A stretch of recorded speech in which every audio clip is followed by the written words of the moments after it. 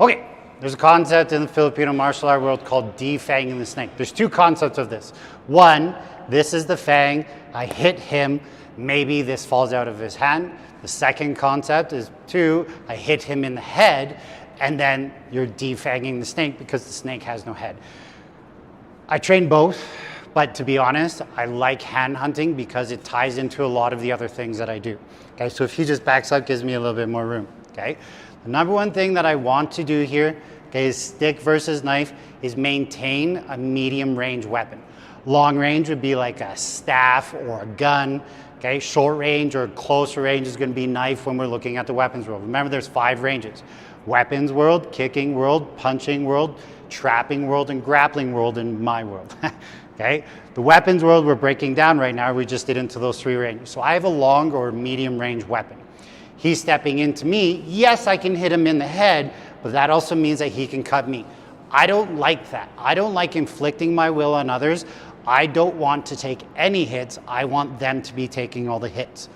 So basic footwork. He steps in at me, I step back. Remember, we have an imaginary string connecting our heart to heart right now. If that string becomes saggy come in, I'm at a greater chance of getting hit. So if I make the string taut, there's a better chance of me maintaining my distance.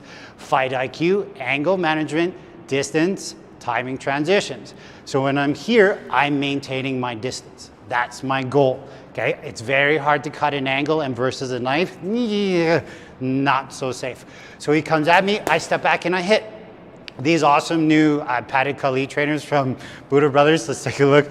Eric's taking like 3 or 4 good shots there. They tickle a little bit, but they're really, really nice because I can actually hit fairly hard. On a couple of our takes, I hit on the very first one, it disarmed him right away. Now the next couple, he knows what to expect. It didn't really work. And I want you to think about that as well, because I want you to be able to understand that you may not get this. Now, let's say that this is a sword. Okay, he steps at me, now I'm cutting the hand and I'm cutting everything that's holding on to the knife. Yes, the chances are much greater. Okay, let's pretend that my Kobo trainer right now, okay, is a knife. He comes in. Now I'm cutting his hand with a knife, right? With the Kobo trainer, I change things a little bit. If you do like the equalizer, hold it a little bit deeper into your hand. So compared to in these really nice finger grooves for punching and hammer fists and things like that, I'm gonna hold it back a little bit more here. The thing that you're requiring though is incredible fine motor skills. He steps, that means I have to hit this in that exact same moment. So is it possible? For sure, anything's possible. Is it probable? Probably not. What I'm getting at though is no matter what I'm training with, a stick, a padded sword, a sword or a knife, everything stays the same. And by my everything, I mean my footwork. He steps in at me, I move back. There's my longer range weapon. If my shorter range weapon, he steps in, I'm moving back. Notice I'm always doing the same thing. Now I'm not gonna feed you a whole bunch of bullshit like a lot of people do in this industry. So he feeds at me, I hit, and now I say I can just start hitting and doing everything because I'm trained that his knife falls out of his hand. No, it's not very likely. So I like to switch to stick versus stick on this one a little bit more, okay? Let's switch so I don't smash you too hard. No, yes. Okay, so he steps in, I hit.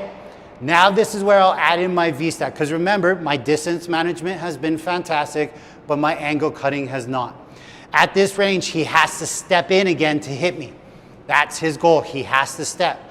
So if I've hit him with this, is he going to let go of the stick? Probably not. When I've pressure tested my stuff, stick versus hand, I got rocked a couple times, I didn't break my hand, I did not let go of the stick, I kept fighting. We put helmets on, but we didn't put gloves on to test defanging the snake. So when he comes at me, I step back. As he steps in now I V-step and now I angle cut. Let's do that in slow-mo so you guys can see. Step back, I see him stepping in. My foot comes back, my left foot comes forward.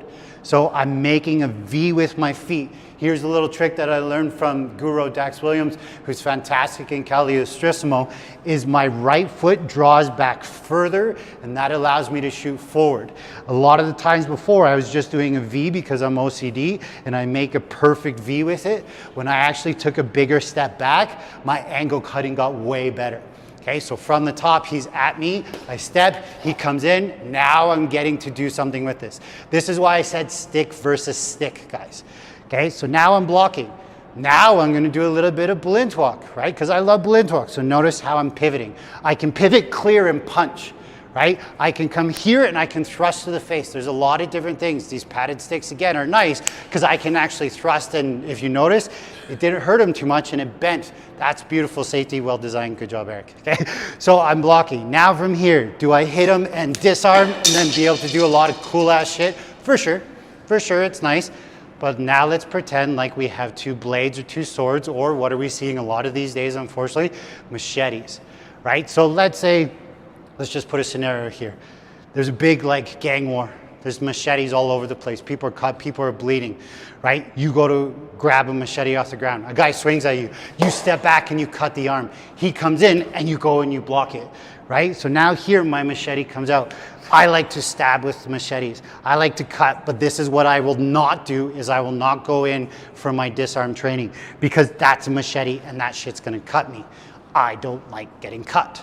So he comes in, I cut him, I'm from here, now I'm stepping away, I'm controlling that hand. I can do lots of slashes and different things, but I'm not stepping in and going for my disarm.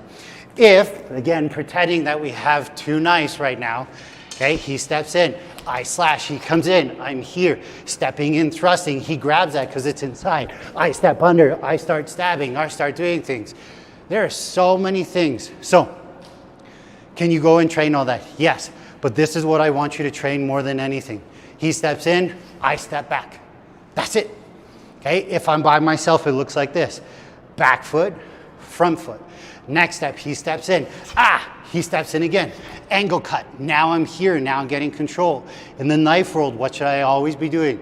2 on 1. 2 hands grab 1. Hand, bar and catch. Double catch technique. Notice how that was awkward. So instead, I come in from my Russian tie.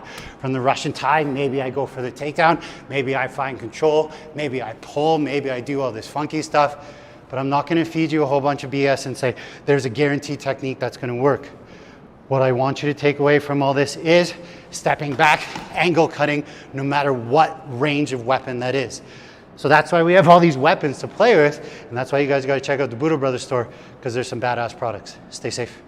Whoa! Boom! The self-defense industry is broken, wouldn't you agree?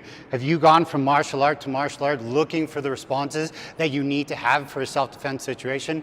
Well, I spent 35 years training in martial arts. I acquired 7 different black belts to find out that when I pressure tested their shit, it didn't work.